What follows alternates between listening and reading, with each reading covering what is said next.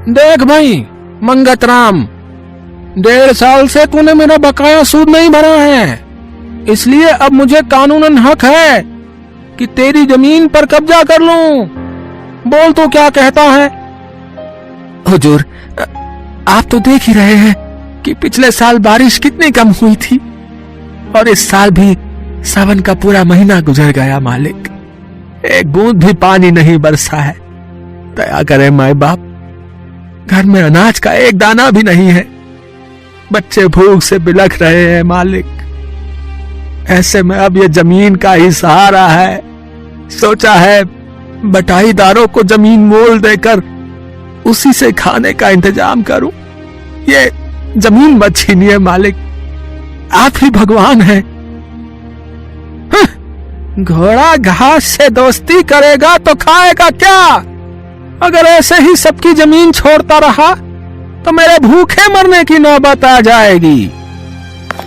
मंगत राम वहां से निराश होकर लौट आया। आज उसके बाप दादा की जमीन उससे छीन गई थी। चारों ओर हताशा थी।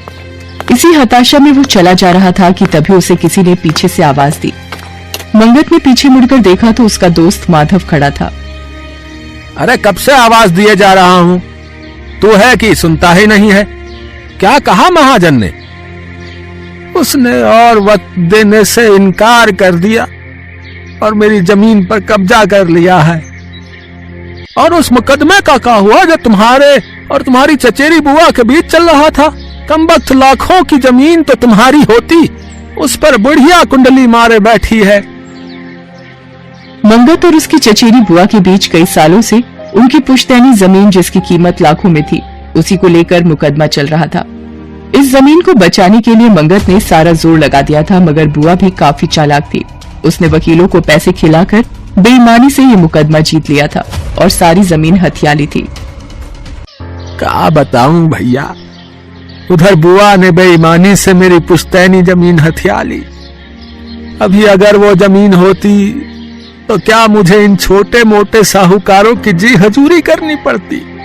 एक समय था जब इस गांव में हमारे खानदान की चलती थी, मगर आज देख लो, जो थोड़ी सी जमीन, जो खेती लायक जमीन मेरे पास बची थी, वो भी साहूकार के कब्जे में चली गई। कहाँ जाऊं, क्या करूं भैया, कुछ समझ में नहीं आ रहा भैया। अरे देखो भैया, ऐसे आस नहीं छोड़ते हैं, ठीक है? ऐसा करो, तुम कलकत्ता चले जाओ, वहां मेरा भतीजा कन्हैया रहता है।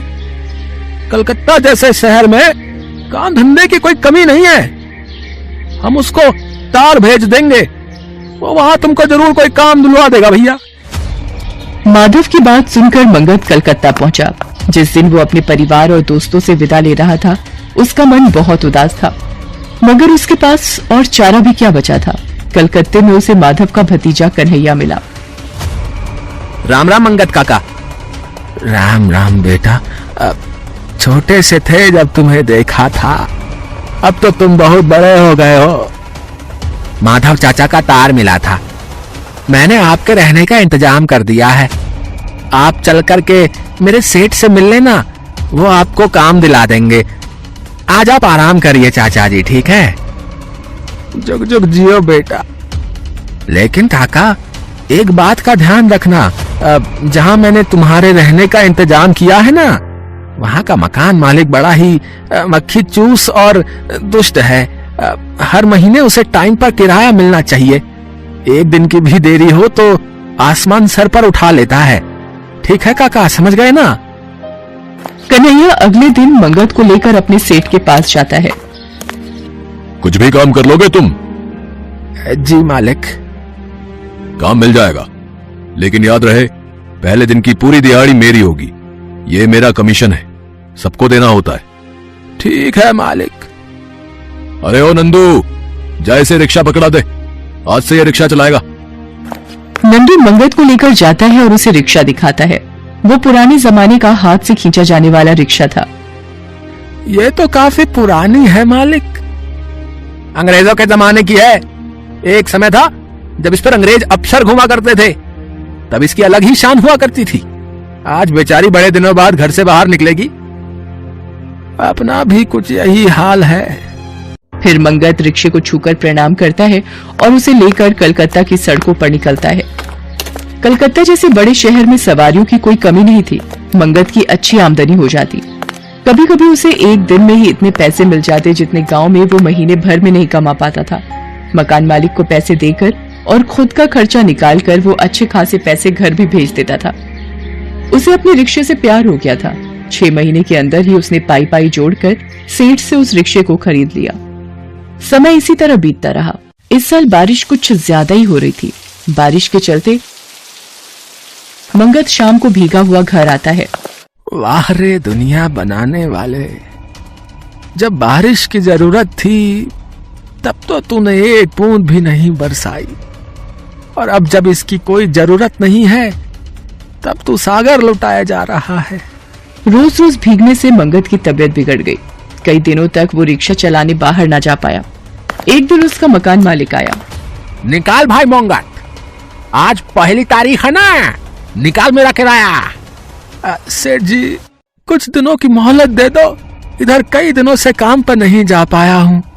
देखो बाबू, वैसे तो मुझे 1 तारीख को ही किराया मिल जाना चाहिए, मगर तू अच्छा आदमी है इसलिए तुझे थोड़ी मोहलत दे देता हूँ, ठीक है? लेकिन मंगत महीने भर तक मकान का किराया ना चुका पाया। गुस्से में आकर मकान मालिक ने पैसे के बदले उसका रिक्शा उठवा लिया। मालिक, आप चाहे मेरी जान ले लीजिए, मगर मेरा रिक्शा मुझे लौटा दीजिए।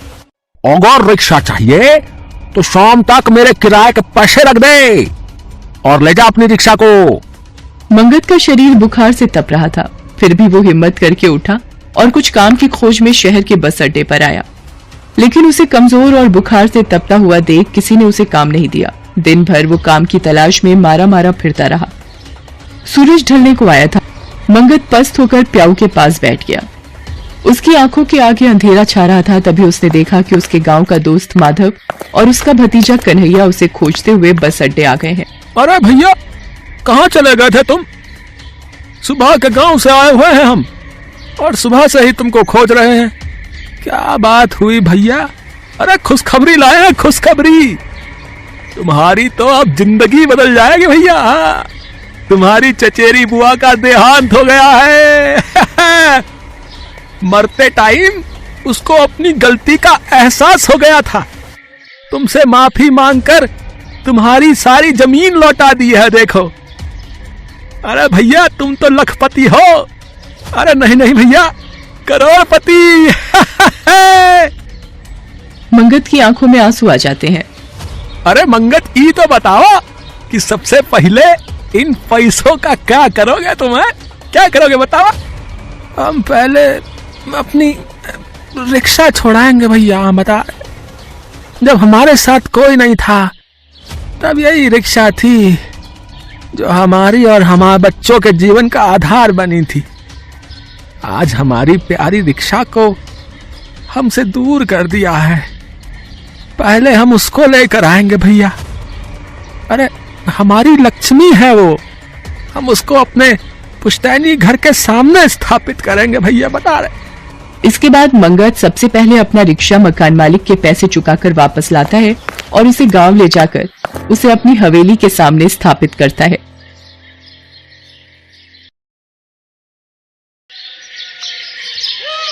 अनिमेश की आज नौकरी चली गई। वो ऑफिस से निकलकर रास्ते पर आया और फुटपाथ पर बैठ गया। बहुत मुश्किल से नौकरी मिली थी, अब वो भी चली गई। नई नई शादी हुई है मेरी, अब कैसे क्या होगा? तभी अनिमेश की पत्नी सीमा ने कॉल किया। सुनिए, हम गाड़ी कब ले रहे हैं?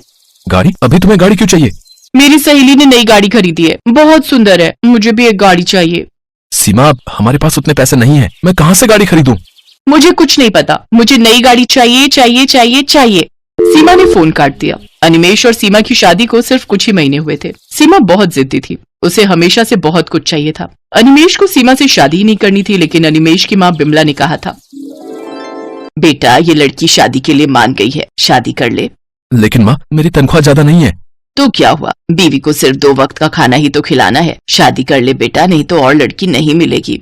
अनिमेश ने अपनी माँ की बात सुन ली और सीमा से शादी कर ली। शादी के 2 दिन बाद सीमा ने अनिमेश से कहा, आपने तो मुझे सुहागरात में कोई गिफ्ट नहीं दिया। मेरी सहेली को उसके पति ने सोने का हार दिया था।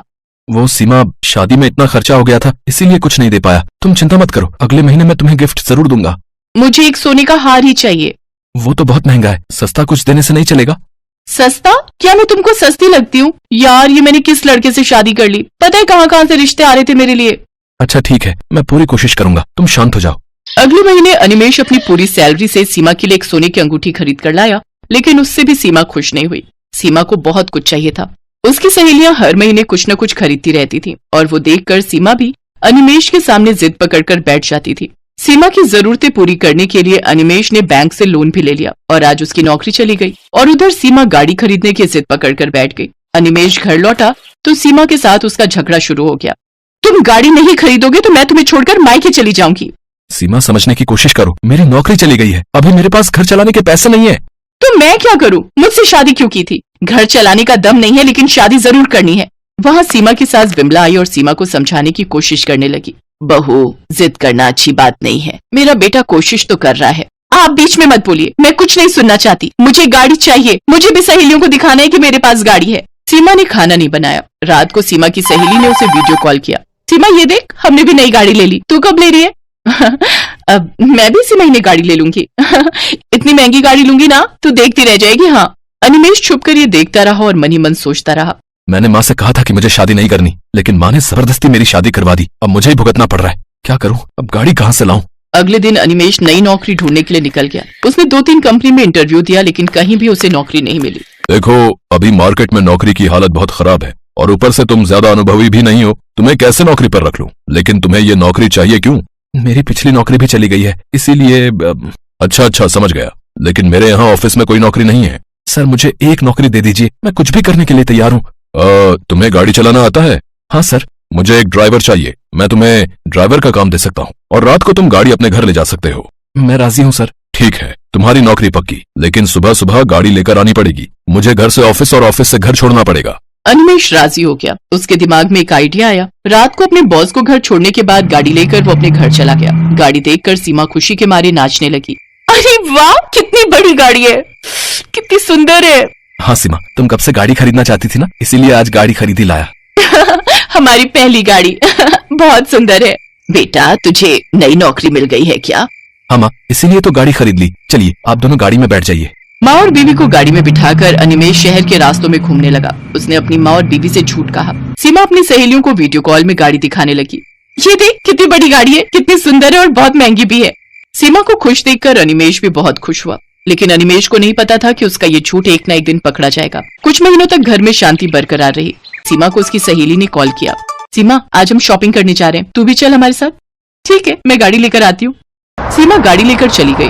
उधर अनिमेश का बॉस ऑफिस जाने के लिए तैयार होकर बैठा रहा। अरे, अभी तक तो अनिमेश को गाड़ी लेकर आ जाना चाहिए था, वो आया क्यों नहीं?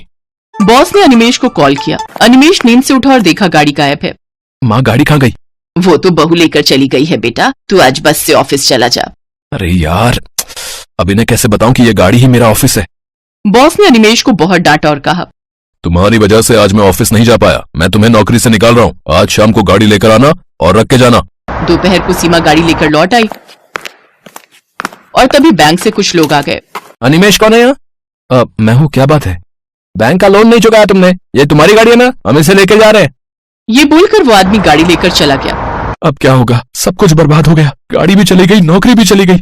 नौकरी चली गई, लेकिन क्यों? तुम आज बस से ऑफिस क्यों नहीं गए? अरे, वो गाड़ी ही मेरा ऑफिस है। मैं ड्राइवर का काम करता हूँ। अनिमेश ने अब सब कुछ सच सच बता दिया। अब मुझे पुलिस उठा कर ले जाएगी। अब मुझे जेल में सड़ना पड़ेगा। सब कुछ तुम्हारी वजह से सीमा, तुम्हारे लालच की वजह से आज मेरा सब कुछ बर्बाद हो गया। पुलिस का नाम सुनकर सीमा डर गई। माफ कर दीजिए मुझे, वो सहेलियों के चक्कर में मैंने आपको बहुत परेशान किया। बहू, तुम इस घर की बहू हो। बहुओं का काम होता है घर को सुरक्षित रखना, लेकिन तुम्हारी वजह से आज सब कुछ बिखर गया।